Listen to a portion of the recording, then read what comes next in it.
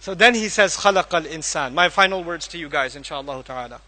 I know I said final before. This is final. خَلَقَ الْإِنسان. You know the word insan, Ibn al-Faris argued it could be two origins. It could be nasiya, means human beings are very forgetful. Or it could be from uns, which means human beings are very loving. Alligators are not very loving. Lions are not very loving. You know? Other animals, they have some love, but not like human beings. We can even show love to other animals. We can show love to other human beings. We can show love to strangers, right? We have that ability. So we have uns in us. They are wahsh and we are uns. So there's two meanings to the human being. One, that we are forgetful, and the second, that we have what? Love. Allah chose this message perfectly for people who are forgetful. For people who are forgetful. Because when people forget, what do they need?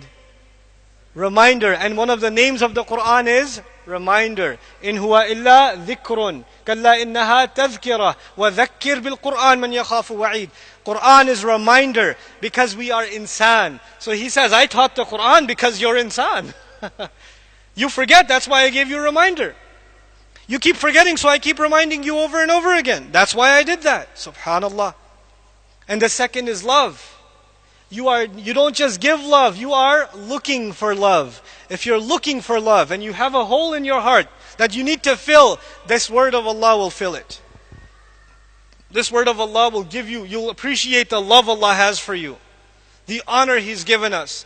How high His word is. وَكَلِمَةُ اللَّهِ هِيَ الْعُلْيَا, He says in Surah At-Tawbah. The word of Allah is the highest there is. There's nothing higher than the word of Allah. Al-Ulya, the superlative form is used. You know what that means? There's nothing higher than the word of Allah. And yet that word of Allah, anzalahu, He sent it down. Can you imagine? The highest thing was sent down. For who? For you and me. That's what you call a gift. I don't deserve that gift and you don't deserve that gift. That is an act of love of Allah. Who is going to accept that invitation from Allah? If Allah called Himself a teacher, who will refuse to be a student? You know? And if you start now, I don't care if you're 70 or 7, if you turn to Allah and say, Ya Allah, I want to learn your book. You called yourself a teacher and I want Ar-Rahman to be my teacher, so I'm ready to be His student. Then it does not matter whether you know a little bit or you know a lot. Because you began with Ar-Rahman, there will be barakah in your learning. And when there's barakah in your learning, you will learn like you have never learned before. Never. You are a bad student in mathematics, you are terrible in English class, you are horrible in history class, but when you turn to Allah's book and you want to learn Arabic, which is a complicated language, it's complicated. You want to learn tafsir and tajweed and memorize. If your intentions are, I want Allah's love and mercy, then Allah will open doors in your brain you didn't know existed.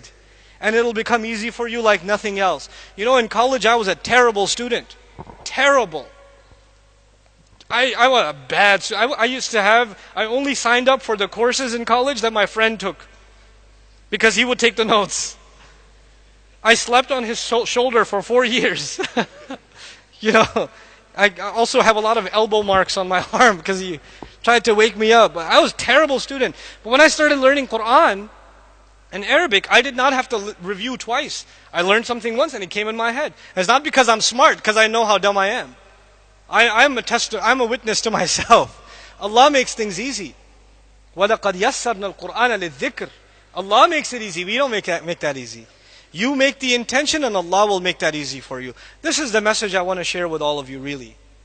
I want you to become students of this book, students of this language. Don't be intimidated by it.